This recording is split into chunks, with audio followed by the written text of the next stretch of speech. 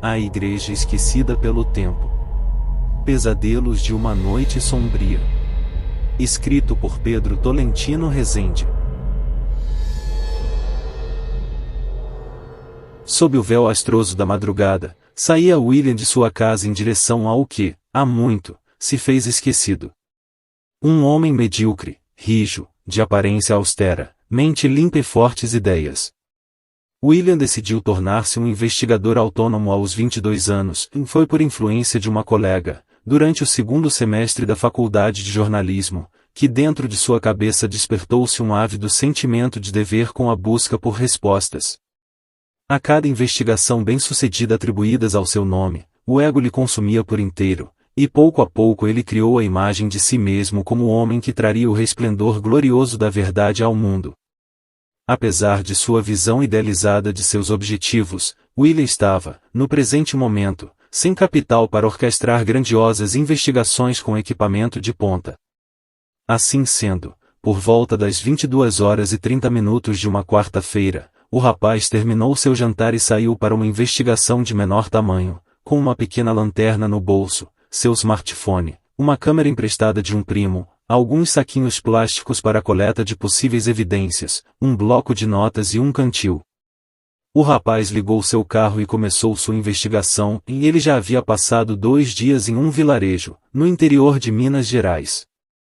Apesar de pequena, atualmente, a cidade havia sido um centro para imigrantes, durante o período colonial com a febre do ouro, sendo 3 vezes maior em tamanho do que quando William chegou. Por esse motivo, muitas histórias daquele período ainda são contadas pelos moradores do vilarejo. Alguns alegam que os arredores da cidade são assombrados, porque, com o declínio do ouro na região, uma onda de pobreza assolou os moradores, pobreza que levou à fome, fome que levou ao desespero e à morte. William nunca tinha entrado em contato com algo do tipo antes, e após tomar conhecimento dos relatos de alguns dos moradores, ele decidiu investigar os arredores da cidade que tanto haviam falado. Após cerca de 30 minutos, em uma estrada principal, o rapaz passou para uma estrada de terra e a sua precariedade acabou fazendo com que um dos pneus traseiros do carro ficasse preso em um buraco.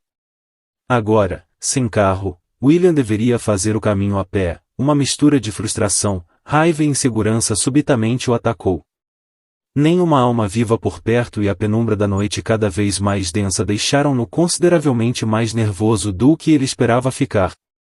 Sem dúvida, aquilo era um golpe no estômago para ele. Mas aquele não seria ele se não retomasse o fôlego e fosse em frente. Eu tenho um objetivo, dizia ele a si mesmo, enquanto caminhava vagarosamente com bastante cautela pela escuridão da noite, em uma estrada rural de um município que sequer lembrava o nome direito. Somente com sua lanterna de bolso para iluminar o caminho, William sentia-se como um farol em meio à tempestade. O foco da luz em meio à escuridão sem fim e, certamente, o foco das atenções de tudo e todos que, por entre os arbustos e atrás das árvores, estivessem vigiando-o. Nunca antes se sentiu tão observado. A sensação lhe subia por toda a espinha, suas mãos estavam encharcadas de suor, a lanterna mal podia se manter fixa, sem que lhe escapasse de um dos dedos. Ele fechava os olhos periodicamente e implorava a Deus que aquilo não fosse nada além de um pesadelo. Mas a cada vez que abria os olhos para constatar se era ou não verdade, ele se deparava com a mesma visão perturbadora. O silêncio da madrugada soava tão danoso à sua sanidade quanto o mais forte dos ácidos quando em contato com a pele. Ele não escutava nada e, ao mesmo tempo, tudo. O barulho dos troncos dos eucaliptos estalando, o vento balançando as folhas e as copas das árvores e volta e meia algum animal que desconhecia se fazia presente ao longe, por meio de um grito ou qualquer barulho que fosse. Ele estava tão concentrado na situação que, pela primeira vez, o barulho de sua respiração pesada passou por sua cabeça. Cada passo custoso que dava na gélida estrada de terra, aparentemente infinda, parecia como se estivesse rumando para algo irreversível em meio à escuridão. Depois de aproximadamente meia hora, que se passou como décadas, o rapaz havia, enfim, chegado ao destino final. Ainda impactado pelo que acabará de passar, ele lembrou-se de que, dentre os itens que trouxe, havia um cantil, Quando o colocou nas mãos, percebeu que elas tremiam. Ele tentou ignorar e deu algumas goladas. Na hora de fechar o cantil, a tremedeira era tanta que lhe custaram 3 tentativas para encaixar a tampa com o bico. William, então, sentou-se na estrada e, de olhos fechados, tentou retomar o controle da situação. Respirou fundo e pensou consigo mesmo que estava mais perto do que nunca de completar sua primeira investigação. O rapaz pôs-se de pé e decidiu seguir em frente. Agora, dentro dos limites da cidade velha, o rapaz começou a andar pelas ruas de terra do vilarejo vazio. Os casebres de madeira eram visivelmente de outro século, ainda que numerosos. As edificações não eram lá muito grandes. Ele entrou em algumas das casas e tirou fotografias. Cadeiras caídas pelo chão, crucifixos nas paredes, utensílios de cozinha rudimentares. As casas estavam repletas dessas coisas, algo que, por si só, lhe chamou muita atenção de início, mas ele não conseguiu ignorar a igreja abandonada e seu imponente campanário ao final da cidade. Quando se aproximou da igreja, o sentimento de que estava sendo observado voltou à tona. Ele sabia que poderia não ser nada, mas sua cabeça o colocava em dúvida se estava realmente sozinho. Em alguns passos, ele alcançou a porta da igreja, uma porta de madeira antiga e pesada, consumida pelo tempo e pelos mais variados insetos. William respirou fundo e, lentamente, abriu a porta da igreja. O ar pesado e salobro dentro da estrutura o deixou estonteado por alguns segundos. A escuridão dentro da igreja fazia parecer com que a noite lá fora fosse um dia ensolarado. William, então, pegou seu bloco de notas e junto da lanterna, passou a descrever tudo o que via, e com a câmera tirou algumas fotos. A atmosfera dentro da igreja, apesar de nada reconfortante, passou a ser menos tensa, conforme ele explorava o local. Tudo ia bem, até que, enquanto examinava o altar, escutou um grunhido vindo debaixo de si. O coração disparou e, de uma hora para outra, milhares de hipóteses tenebrosas lhe passavam pela cabeça. Ele não entendia de onde veio o barulho, até que abriu uma porta pequena à esquerda do altar, que levava a uma escadaria de pedra para baixo. O medo chegou ao fundo de sua alma, e ele pressentia algo terrível a esperar-lhe lá embaixo, mas, de alguma forma, sem mesmo que pensasse no que estava fazendo, William tomou posse de um dos crucifixos no altar e começou a descer a escadaria misteriosa. Passo após passo, o silêncio abismal passou a tomar conta do ambiente ao seu redor. Não havia mais brisa vinda do lado de fora. Se antes havia algo que se pudesse chamar de luz exterior, esse algo não existia mais. Com a lanterna em uma das mãos e um crucifixo na outra, ao final da escadaria, ele encontra uma porta de ferro entreaberta. William parou assim que viu a pequena porta. O medo pela vida era, pois, mais real do que nunca. Talvez apenas agora ele percebera que ninguém sabia de sua ida àquele lugar e, caso precisasse de ajuda, recorrer à polícia não seria bem uma opção. Ainda assim, a curiosidade que lhe tomou a cabeça desde o início de sua jornada poderia ser sanada por inteiro com o que houvesse atrás daquela porta. William recitou algumas preces de que se lembrava, respirou fundo e entrou.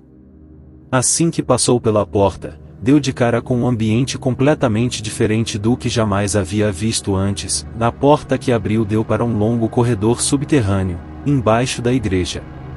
Esse corredor contava com várias portas de ferro com trancas para o lado do corredor. Ele se aproximou de uma das portas, e assim que a abriu, deparou-se com imagens de santos, e diferentes instrumentos de tortura banhados em sangue. Algumas ossadas preenchiam o canto do cômodo. Aquela visão tornou todo aquele ambiente 20 vezes mais perturbador para o jovem rapaz. Uma náusea tomou conta de si. O efeito dos horrores que viu só passou a partir do momento em que saiu da sala. Depois que se recompôs, tomou uns goles de seu cantil, respirou fundo o ar pesado do abafado corredor, e voltou para dentro do cômodo para relatar detalhes. Tirou algumas fotos do que achou importante e partiu para o próximo cômodo e, assim, sucessivamente. E logo constatou que todos os cômodos se tratavam da mesma coisa. Aquela igreja havia servido como parte da Inquisição, durante o período colonial, constatou ele.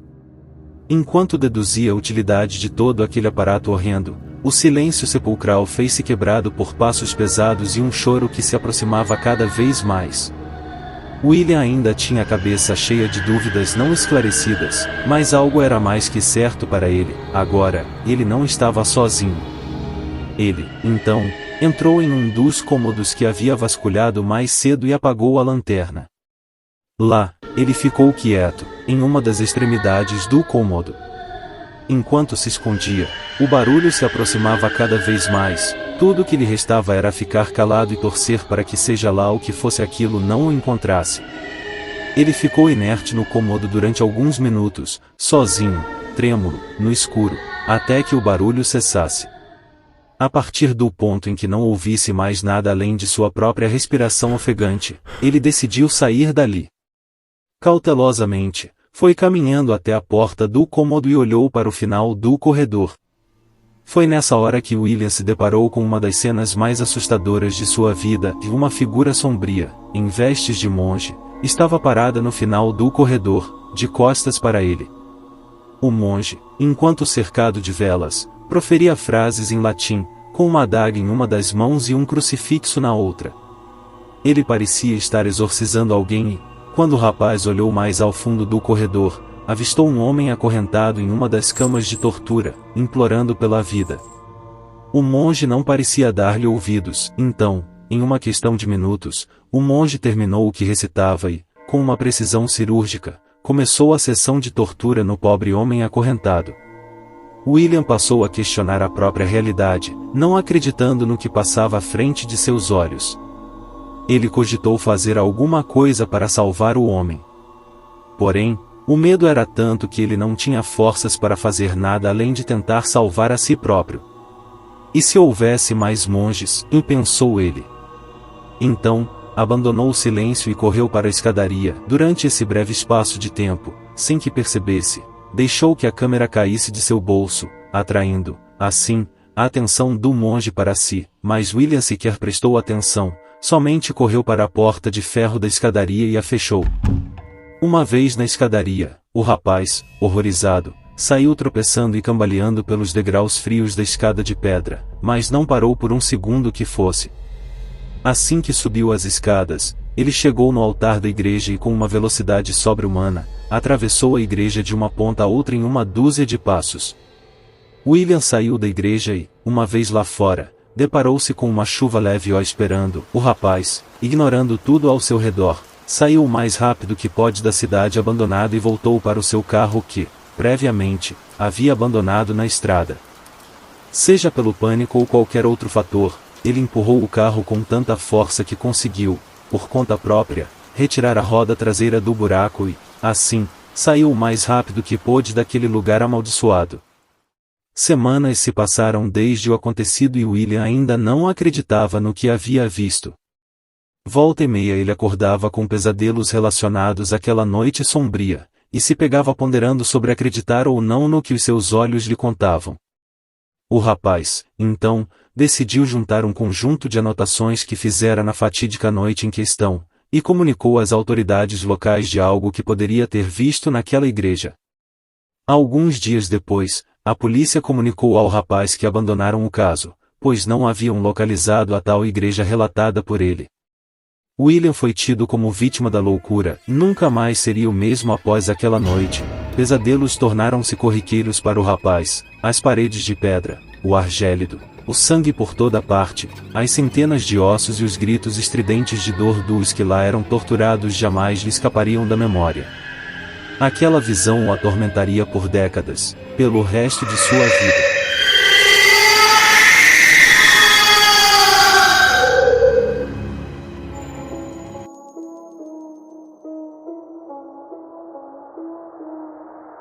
Dê um like no vídeo e inscreva-se no canal.